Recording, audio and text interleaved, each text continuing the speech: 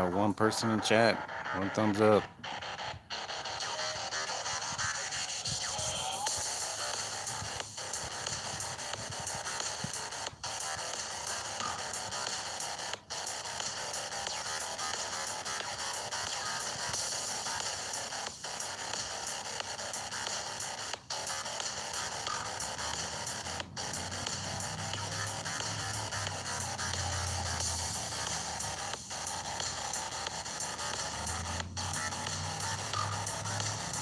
Hey, what's up, Five of a Kind Media?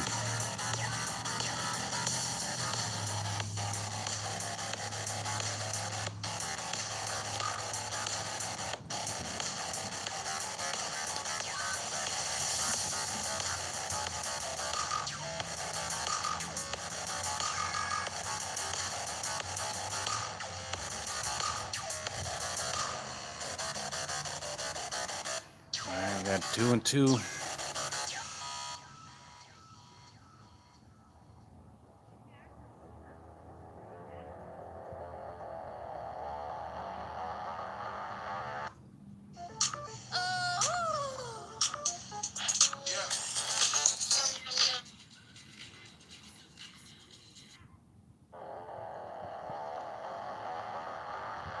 I'll wait to get a few more people in here.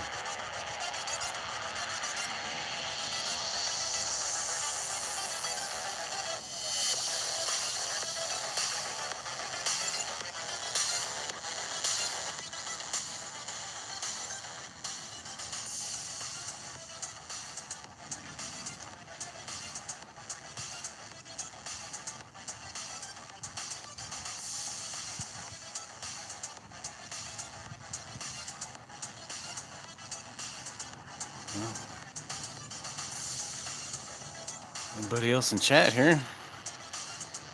Drop a comment or something. Oh, that'd be nice.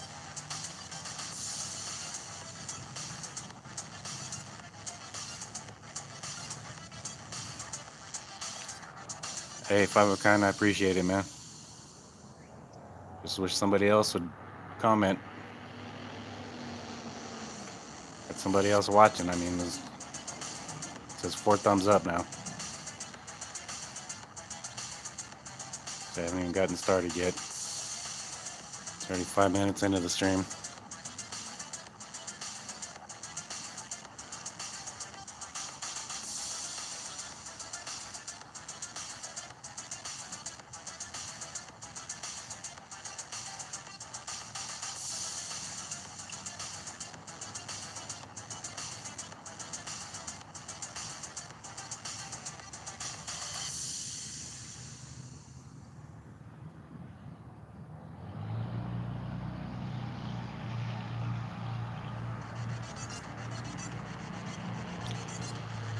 Okay, we got 5 thumbs up, guys.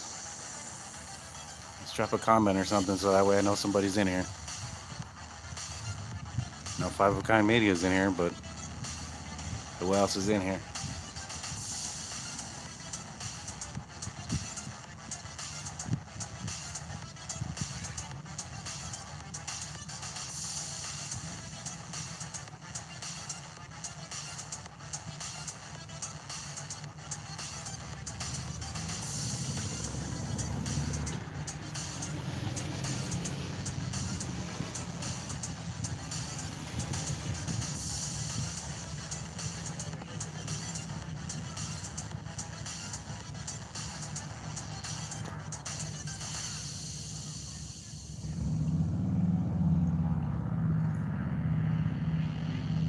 Come on, folks, let's drop a comment now so we can get started.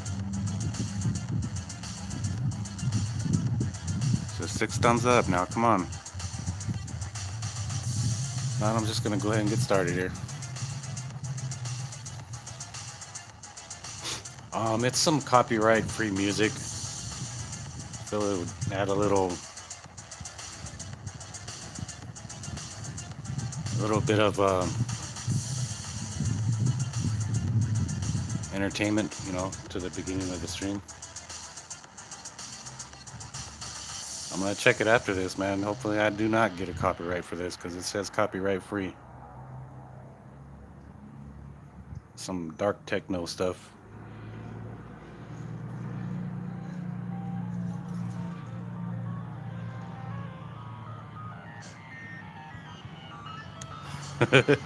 Help break out your glow stick. Hey Karen, hope you're all right. How you doing?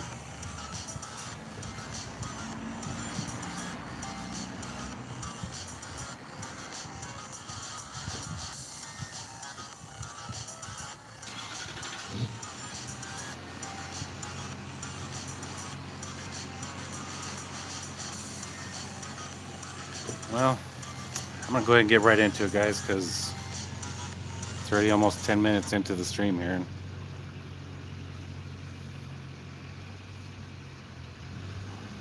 hey, that's always good to hear. A little's better than nothing, I guess.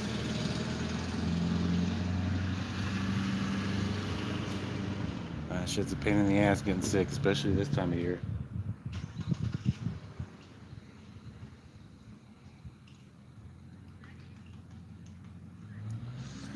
All right, guys. Um, that's what we're doing here. Reading up on Bowie.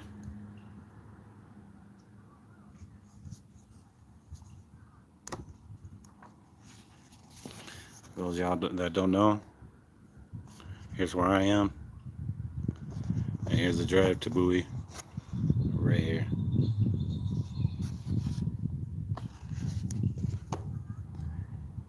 Yeah, I'll go ahead and make him a mod. Hey, you're now a mod 5 of a kind. All right, we'll go ahead and get started in it. This is chapter 2. Teviston and Bowie Station. The Southern Pacific Railroad was completed across Arizona to the New Mexico state line on September 22nd, 1880. Excuse me. The first depot was constructed in 1881, destroyed by the fire the next year, and rebuilt. In 1883, the Sunset Route was opened with daily trains between San Francisco and New Orleans serving southern Arizona.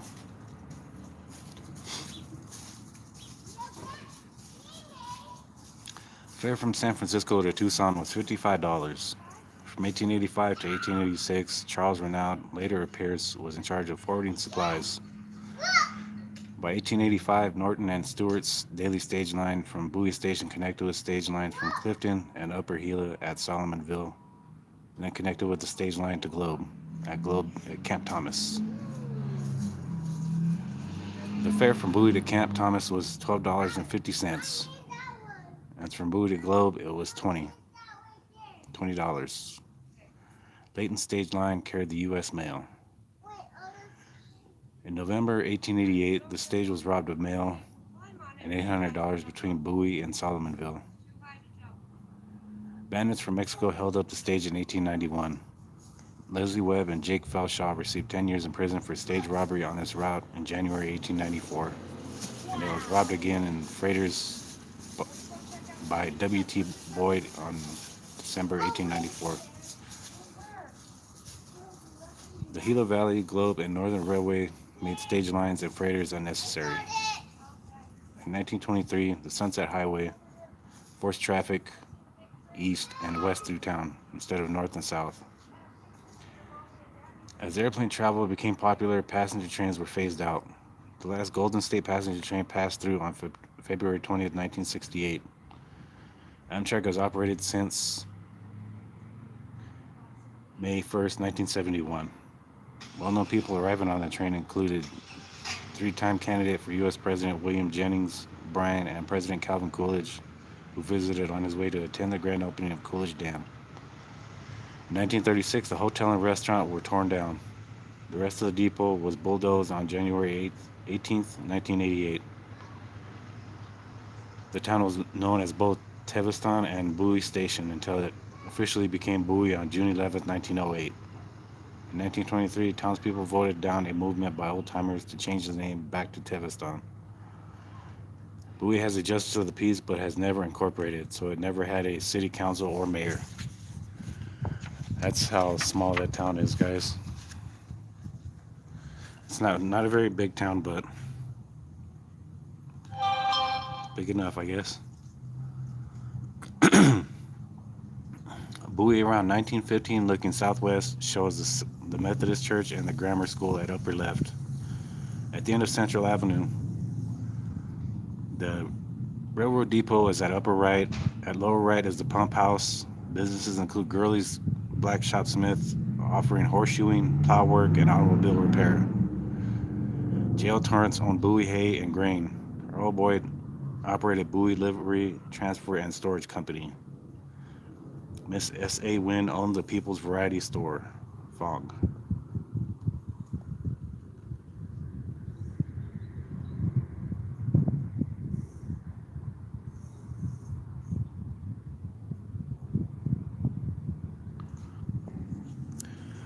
This 1919 map revised shows Bowie before Cochise County changed lettered avenues to presidents' names after 1953. Stop signs were put in, but residents said, "We never stopped there before. We aren't going to stop there now."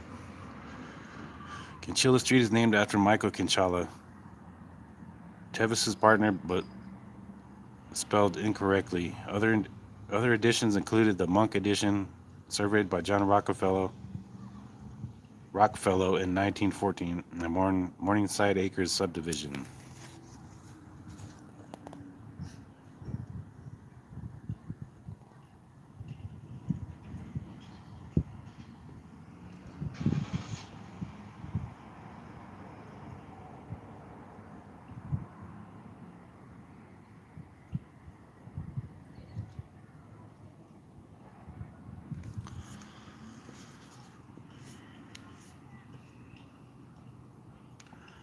Doe Lang and W.F. Simmons had restaurants. Florence Bunch sold ice-cold drinks and ice cream sodas.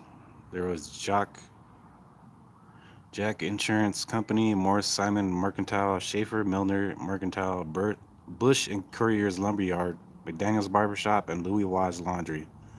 And Miss Ellis Wright and her sister, Miss Whitaker, were proprietors of a dressmaking and millinery establishment. Hey, what's up, Landon? Welcome in.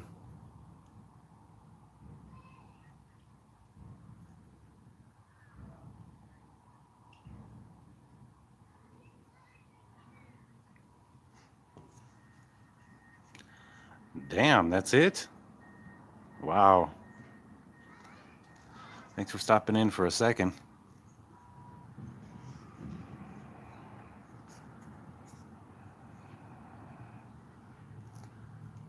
Just high by. Wow, okay. It's whatever. Les Jones, deputy sheriff in the 1950s, stands beside the first jail, built about 1890. Prisoners were chained to a large iron ring in the concrete floor. On July 30th, 1950, the new jail was finished, built by J.M. Porter for $685. The Cawood brothers furnished the stone, gravel, and sand. The jailer's wages were $36 a month. The third jail with the Justice of the Peace's office was built in 1957.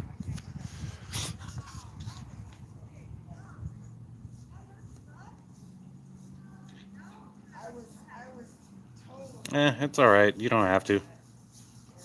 I mean, if he's just in and out just like that, I mean, obviously he's not interested.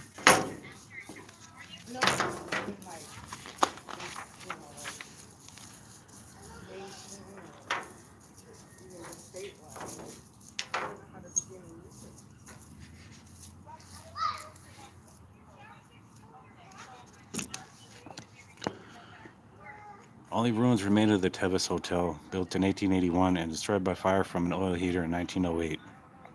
It was located across the track from the Southern Pacific Hotel. James Tevis and Julian Navarrete erected the adobe walls with an upper story containing 4 rooms. At the rear are portions of a high adobe fence, half a block long.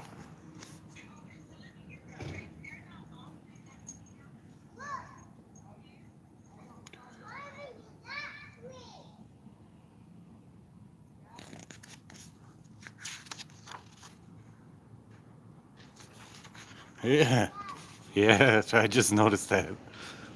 He looked like Woody. He's got a snake in his boots.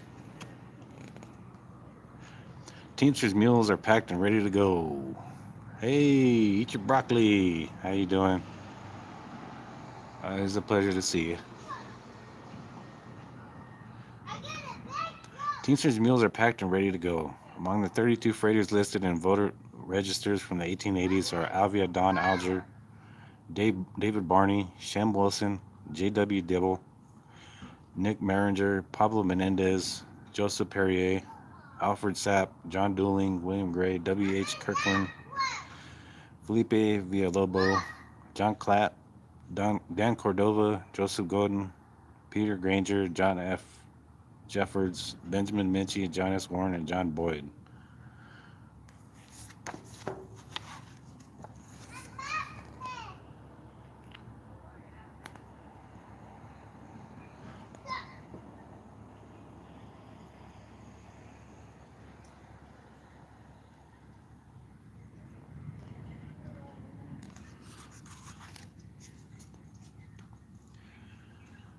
Adolph Solomon and David Wilmot Wickersham operated the most profitable business in the Solomon and Wickersham Company. They held the government freighting contracts and supplied many military posts and businesses in the San Simon Valley, Gila Valley, San Carlos, and Globe with hay, grain, groceries, and supplies. J.W. Weinberger purchased the store in 1918 and sold it to Myers Brothers on March 2nd, 1923, with Charles Bull as manager.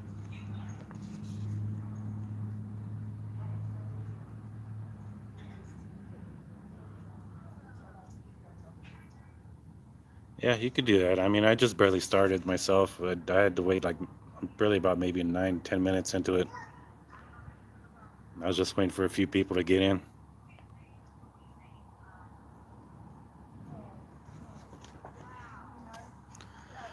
James Tevis gave the land for the very first school. Donated by the Southern Pacific Railroad, carpenters and painters worked on Sundays and after hours to complete it by May 1885.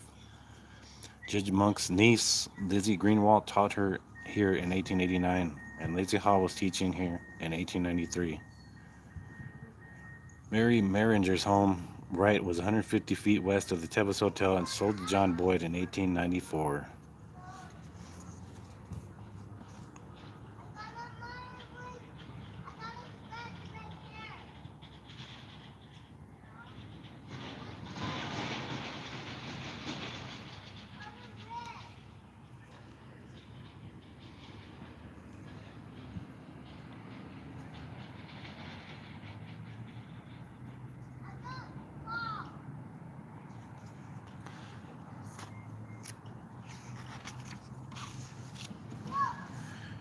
In 1914, people await the arrival of the Pancho Villa.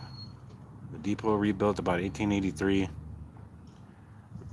was 100 feet by 40 feet, included a freight house, agent's office, and upstairs family apartments. The two-story hotel was 80 feet by 40 feet with a wing for the kitchen and pantry and provided dinner for all trains. Also, Cal, car thief, what's happening, guys?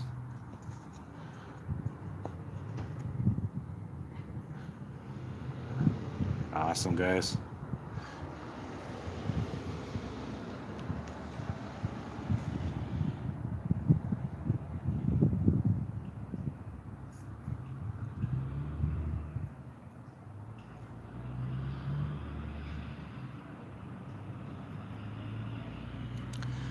Yeah, it's a little bit warmer today than it was yesterday. I can tell you that much. I started a little late yesterday. It started getting cold quick. Lola Blake Tomlinson took this photograph of the beer garden, the restaurant inside the SP Hotel. The special table was decorated for Pancho Villa. The electric generators in the Southern Pacific Yard provided the electricity for the lanterns hanging from the ceiling. The depot was remodeled in 1918 at a cost of $20,000.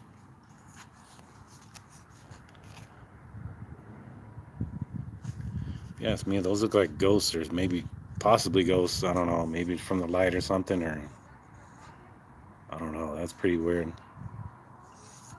Maybe it could be the way the cameras are, or the way they were made, or the lights or something. But I don't know. That looks pretty weird.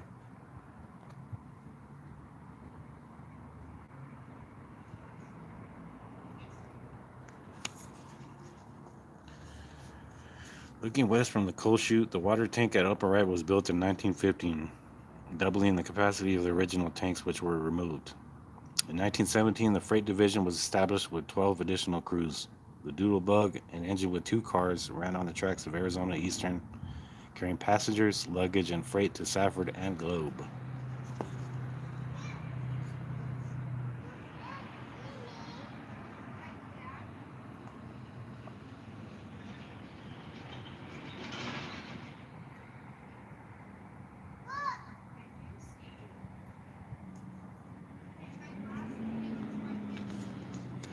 Pancho Villa, second from left.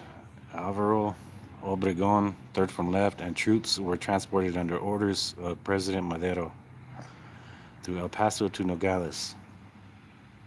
On August 27, 1914, the special train had a passenger car, flat cars for artillery, and box cars for horses.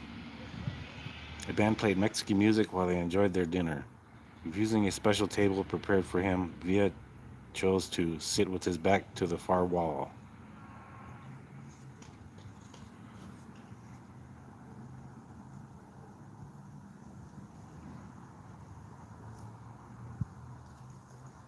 Right. Pancho Villa right there.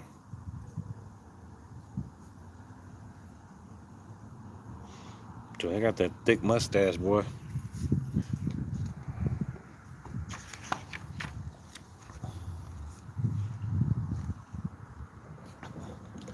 Arizona Charlie, real name never known, imagined he was employed as a railroad track walker.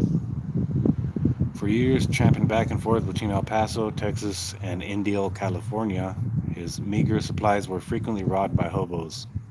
He refused offers of housing or rides, concerned that a bad piece of track may be overlooked. Supposedly, he had never mentally recovered from the death of his wife and family at a train crossing. Oh, that's sad.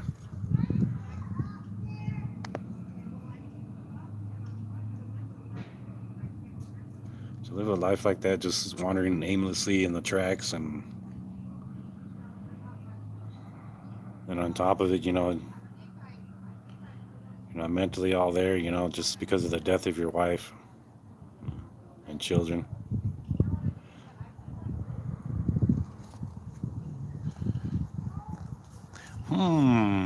Welcome in. Things that make you go.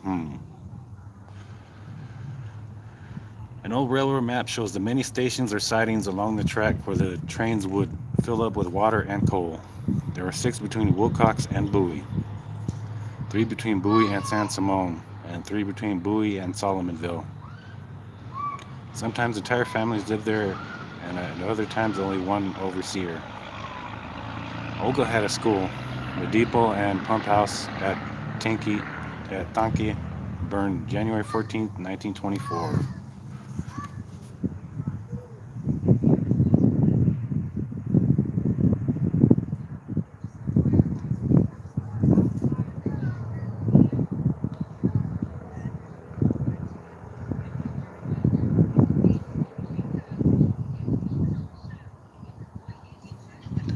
I don't even see Wilcox on here.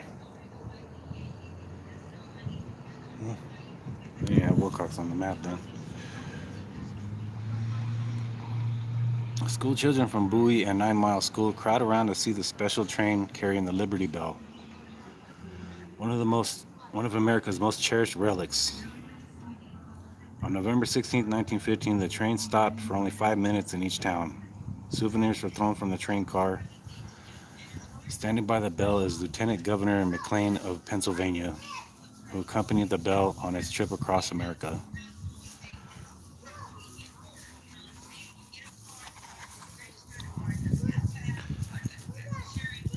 And there's the Liberty Bell, guys.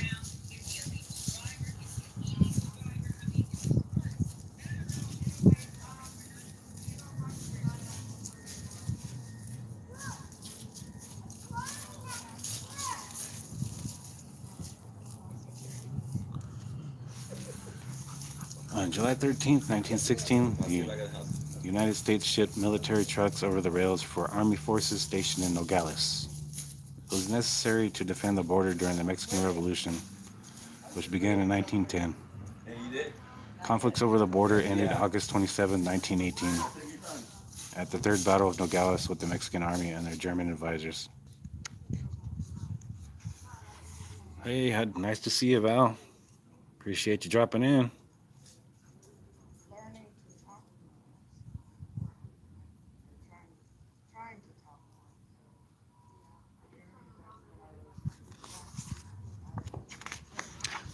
What was your name before? You said yesterday that you've been a part of you've been subscribed to my channel for a while. I was just wondering if you had changed your name or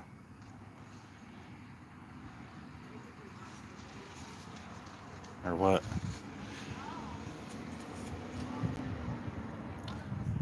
The 1210 engine number 4323 pulled into town on July 27, 1930. On March 13, 1935, Special Officer John Bradbury and Immigration Agent William Beckstrom were checking a freight train for hobos and illegal immigrants. Mama Gnome, how you doing? Good to see you. A hobo named Jack Sullivan had a concealed blackjack. While arresting him, Sullivan stole Bradbury's gun and shot him in the stomach. Sullivan escaped but was later executed for murder.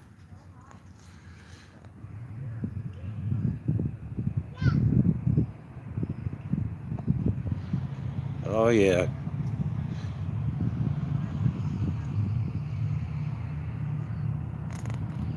Oh, okay.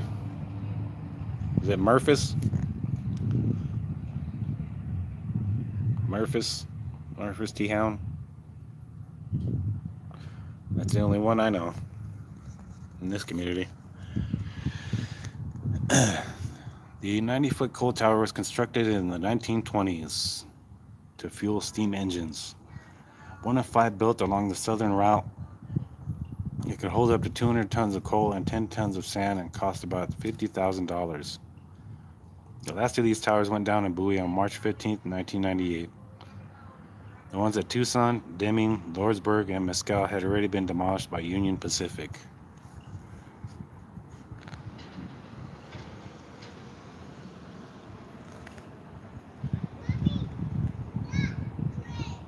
Look at that, guys. Just blew it up.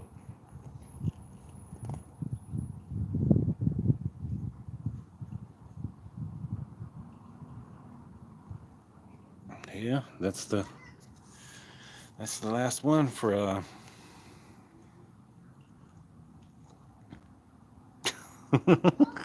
I do not know who else has a wiener dog for Avatar. It's only you. Ex-bootlicker, what's happening, man? All right, guys. I appreciate you guys dropping in.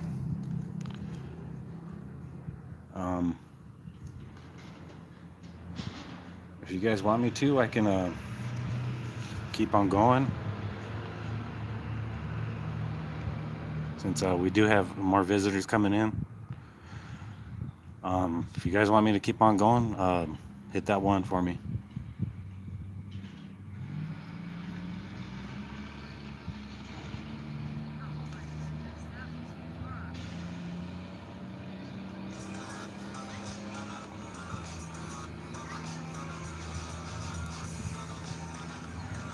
Yeah, all right. Next chapter it is. All right, it's chapter 3.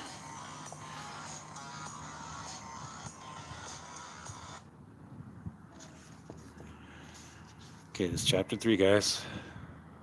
Marble quarry and mining. Soldiers from the California Volunteers discovered a ledge containing gold.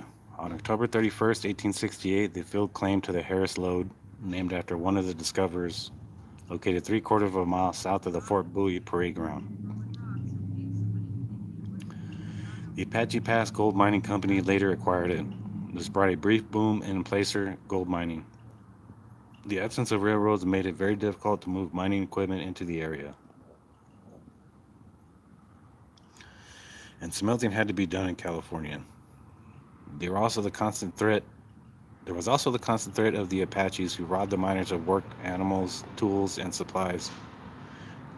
After the Chiricahua Indian Reservation was closed, two miners named Toddenworth and Kehoe thought it would now be safe to look for quartz veins.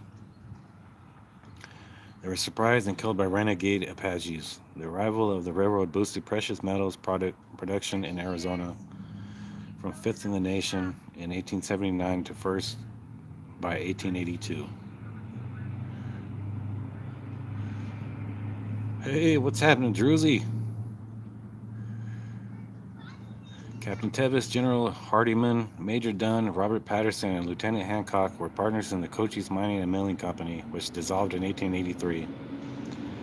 In August 1881, Sheriff Behan filed a writ of attachment on Bowie Mining and Milling Company, including the Tevis claims, for failure to pay Lord Williams and Company $2,425. Other companies included Consolidated Gold Mines, Howell Handyman Gold Mining, Bowie Mines Development, Kilmurray Morgan in Apache Pass, Voltari Mining and Bowie Copper, the old Peter Simmons Mine in Gold Gulch. There was Patrick Courtney's Ardmonial Mine claim of 1897, William Thompson's Red Jacket Mine, the Willie Rose Mine, and the Cowboy Mine.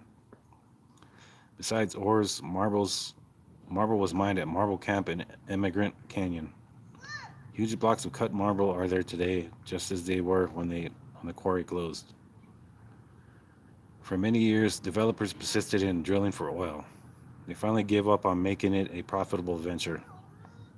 Today, chabazite and zeolite is being mined. Bowie has the largest known high-grade deposit in the United States, and it is the only type that absorbs mercury.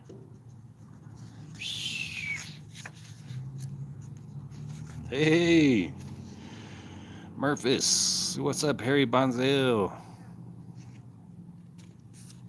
Good to see you, folks. Good to see you. Arizona Marble Company was based in Denver, Colorado. Articles of incorporation were filled December 19, 1908. Coming from Denver were Dana T. Milner as a bookkeeper and office manager, John Kerr, engineer and general supervisor, and John Kaiser as teamster and good man Friday. 6 wells blasted into the rock provided water. 14 miles 14 miles of road had to be built, 3 miles of it through the mountains. At Marble Camp, 10 men were hired. Most of them were single and lived in tent houses. John Dixon was master mechanic and ran the blacksmith shop and his wife. Hester cooked fondue. Another cook was awakened by a skunk in his tent, killed it with his bare hands, and had to burn all his possessions. Jeez. That sucks. The mine consisted of 11 claims totaling 1,760 acres. Damn. That's a bitch to wake up and have a skunk in your tent and spray the hell out of every damn thing in there. Hey, Charlie G, what's happening, man? How you doing? 420.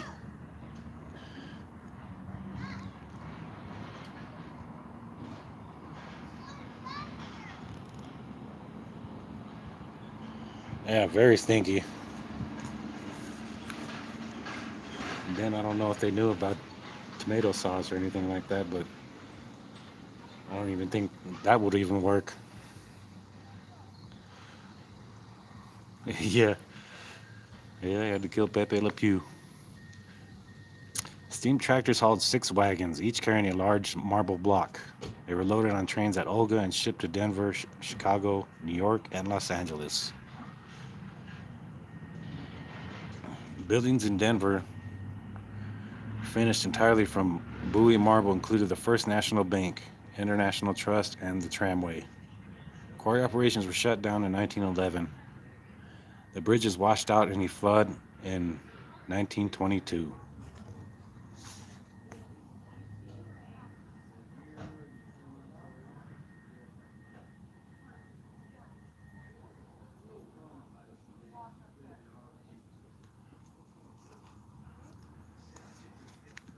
Grace, Neva, and Uline Allen were daughters of Clyde and Murdy Bell Anderson Allen. who made homestead entry on July 16, 1920 in Gold Gulch. Oil derricks from the oil boom of 1970 can be seen in the background. Euleen married Ernest Harmon, a carpenter and owner of the Home Cafe. Their children were Charles, Marcia, Ernestine, Thelma, Dora, and Joe.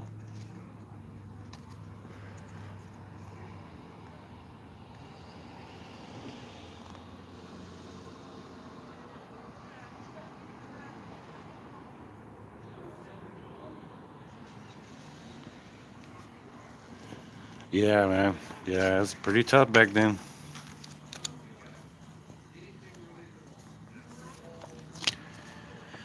Luther and Tom Quillen, residents since 1904, owned Helen Dome Mine and Apache Pass Gold Mining Company with brothers-in-law J.A. Stanfield and Theophilus K. Mitchell. Two versions exist for changing the name of Cow Peak to Helen's Dome.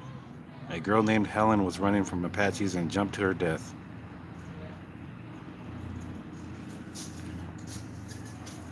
Or it was named after Captain Hackett's wife Helen, who often climbed the peak with friends.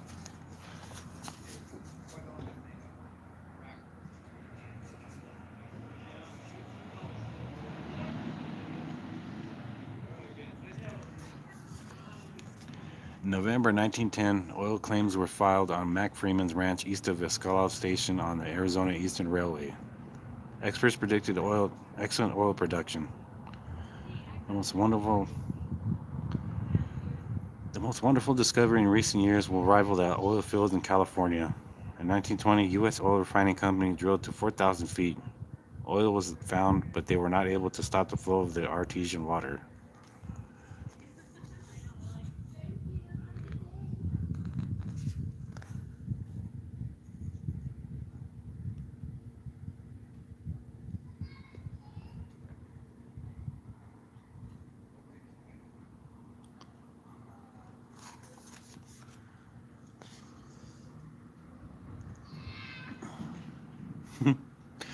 Yeah, well, they had to work too, I guess. Shit.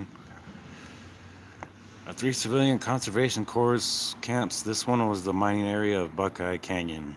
Shown in 1938 are from left to right Ernest Harmon, Frances Marion Upham, his wife, daughter Frances, the director, unidentified, and Mary Ann Upham in front. They lived in army barracks and ate in mess halls. The focus was road building and land conservation and reclamation projects.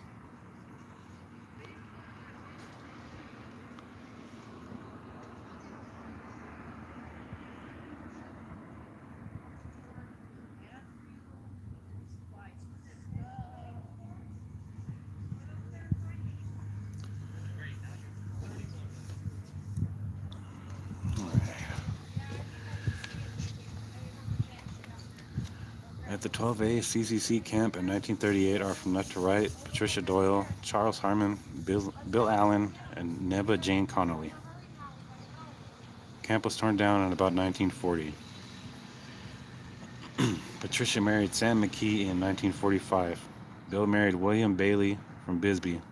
Their son, Thad Allen, became commandant of the U.S. Coast Guard and was in charge during British Petroleum's 2010 Gulf of Mexico oil catastrophe.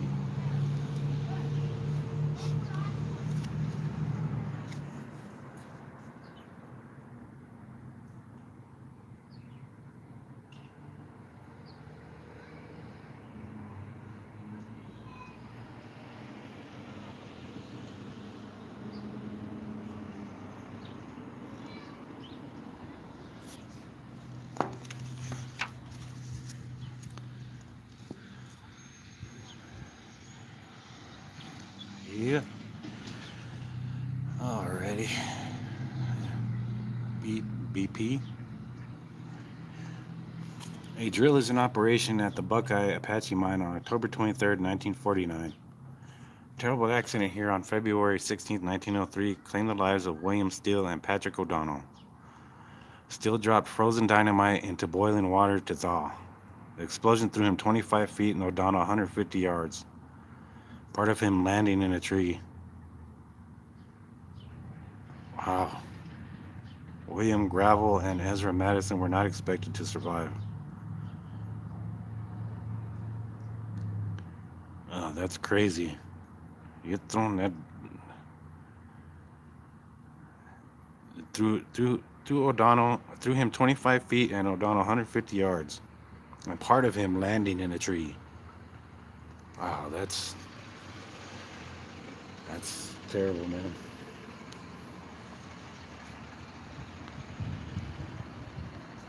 Yeah, man, that's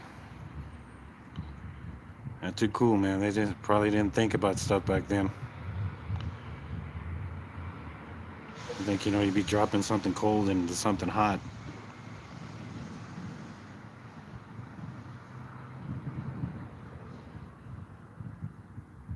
Yeah, that's not the way to do it, man. Tommy Cook, pictured in 1950, now mines chabazite. The first to be marketed in the United States was from Bowie. The site contains the only deposit of any industrial size in North America. The lower quality upper bed is used for cementation and water filtration. The higher quality lower bed is used to absorb mercury and remove carbon dioxide and hydrogen sulfide from methane. All right, guys. Well, there we have it.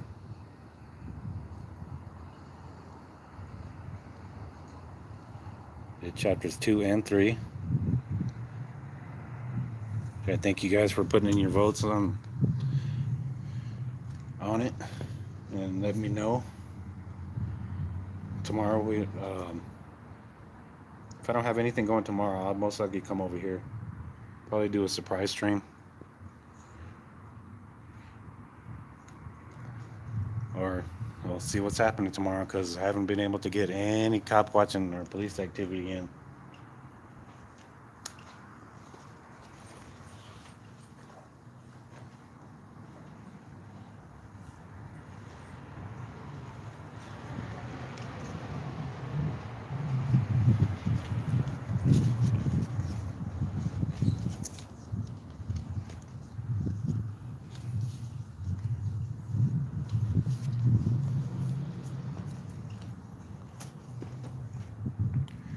Yeah, and unfortunately, man, I don't think we'll be having a Thanksgiving. I wasn't able to get a turkey or anything, but it kind of sucks. I am kind of hungry though right now. I'm thirsty. Just been drinking water the past couple of days. Um, if you guys can, please, please. I don't like doing this, but I am kind of hungry and haven't eaten anything yet today. If you guys can donate anything, to get something to eat, I'd gladly appreciate it.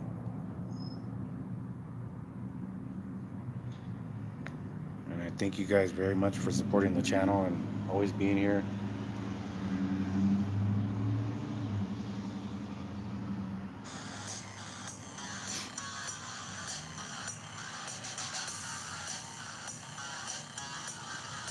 Yeah.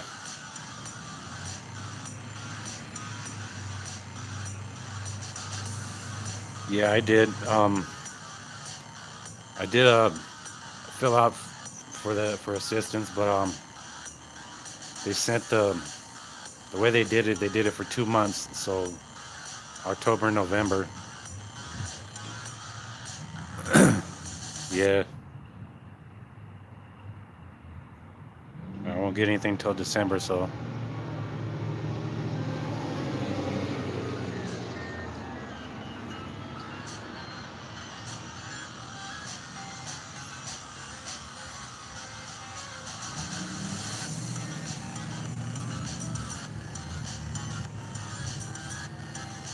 Yeah, so I won't be getting anything for this month. So they already sent it for October and November. So when December comes, that's when I'll get it. Yeah. I wish they wouldn't have did that. I mean, just when I applied for it, I wish they would have just did it just for that month instead of doing it for 2 months. And me thinking I should have just bought the damn turkey when I had the chance. I don't even think they had the turkeys then when I did apply for it. If you guys can, it's always appreciated. If you guys can't, it's okay. I do appreciate you guys supporting and jumping in and hitting that like button for me. I see there's 28 likes on here, which is pretty awesome. That always helps get the videos out and people are watching it and people helping out the channel. Yeah, bro. Hopefully they can at the food bank, you know what I mean? Or at the food pantry.